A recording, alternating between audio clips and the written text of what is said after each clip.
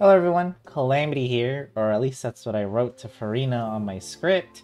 Today's video is going to be all about the brand new event weapon that you can currently get right now in Genshin Impact called the Ultimate Overlord's Mega Magic Sword. For the rest of this video, I'm just going to refer to it as the Overlord Sword from now on. And I have to tell you that this is one of the best event weapons that Hoyoverse has given us in a long time. Now, usually event weapons tend to be very niche or just in general not very good at all. This weapon, however, is going to be good on a ton of characters, but let's actually talk about what it does first and foremost. So it has a base attack, once all is said and done, of 565. This weapon that you're seeing right now is only at level 1.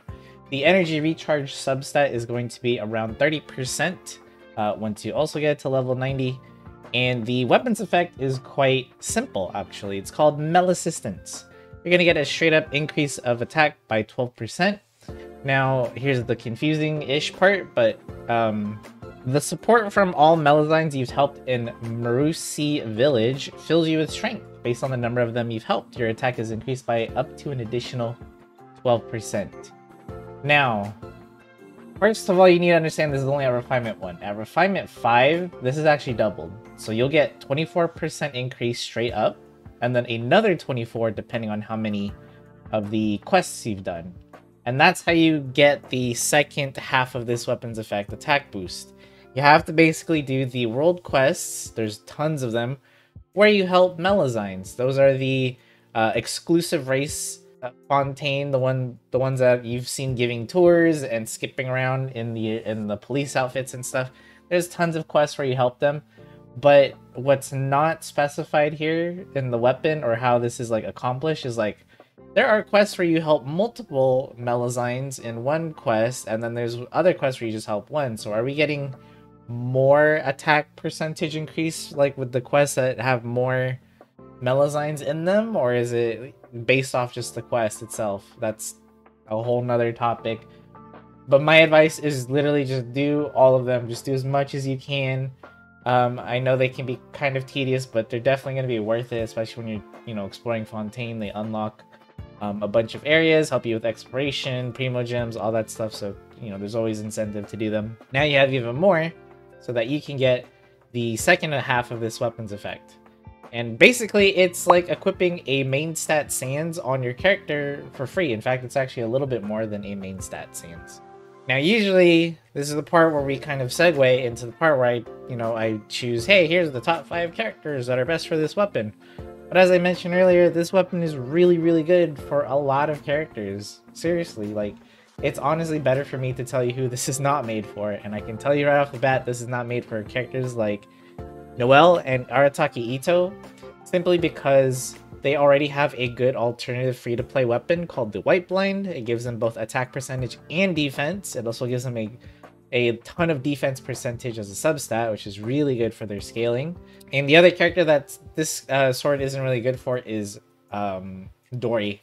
While the energy recharge is nice, Dori scales off HP percentage for her healing, so the attack percentage here is completely wasted. Now, if you do need some additional ideas for who this weapon could be used for, I do have quite a few to recommend to you. The first one being Sayu. Sayu is an attack scaling healer. As you can see, mine's not fully leveled yet, and it's only at Refinement 4 because at the time of recording, the whole event isn't out yet, and I have been working on a certain other Claymore axe weapon that has been taking up my farming materials and stuff. But yeah, Sayu attack percentage healing is going to help her a lot here, and it's going to give her a bunch of energy recharge also to boot. So you feel free to give her this weapon. But again, you can also give this to sub DPSs and main DPSs. For example, Beta is a great holder of this sword because she's the burst support and she loves having just free energy recharge. You pair this up with giving her an emblem of Severed Fate, and you've already gotten around 50% energy recharge on Beta without even factoring in your artifact substats.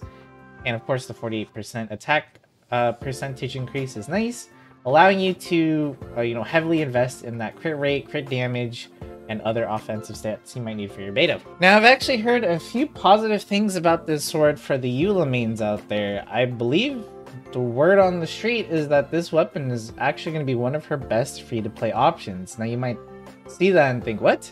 But this weapon gives energy recharge. From what I understand, this sword solves most of Eula's energy recharge issues while still giving her a huge boost in attack percentage, leaving you to really, again, just like Beto, just freely invest in your crit rate, your crit damage, and you can even get even more energy recharge if needed off some substats on her artifacts. So this might be something to consider if you're looking for free-to-play options for your Claymore DPS characters. And of course, last but not least, Navia, our latest character.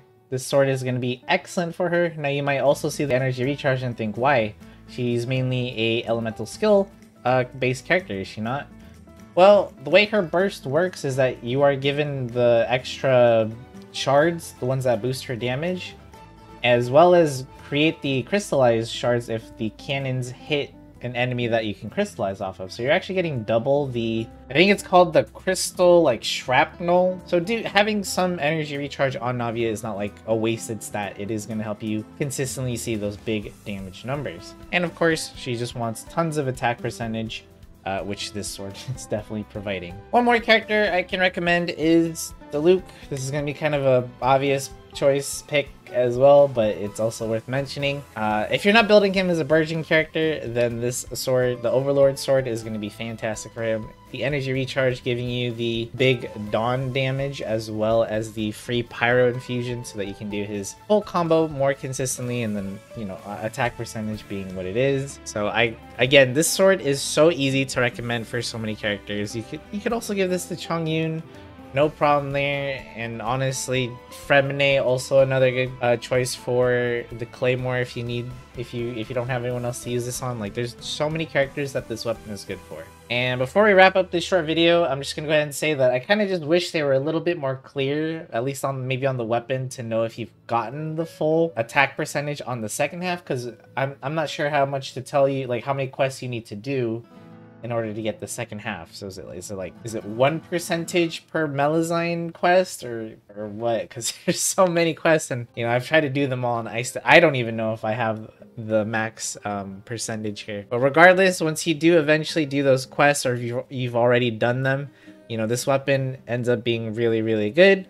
Now, obviously, if you're a whale or even a low spender and you've bought the battle pass several times, you know, maybe you this won't be that much of an upgrade for you for some characters. But for free-to-play players, new players, great weapon. I can recommend it on a lot of characters. I would say this is honestly like the festering desire levels of good for Claymore users. You seriously do not want to skip out on this weapon. If you're watching this video and you're like taking a break or you're procrastinating on the event, please get it done. This is one of those weapons that in the future, when I'm making a guide, I'm gonna be like, hey, remember that Overlord sword back in, you know, 4.3? Well, you know, you're gonna wish you had it, because this is a really good weapon for this character or anything like that. So get it, it's really good.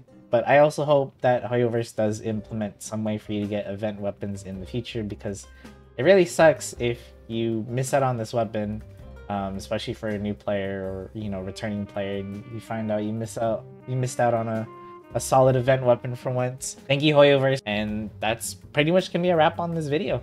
It's not that long because this weapon ends up being really, really good. But if you have any questions about the weapon itself, or other character recommendations you want to add for this weapon that I might have forgotten to mention, feel free to do so in the comments below. Leave a like and or subscribe to the channel if you want to see more content like this, and I will see you guys in the next video. Thank you so much for watching.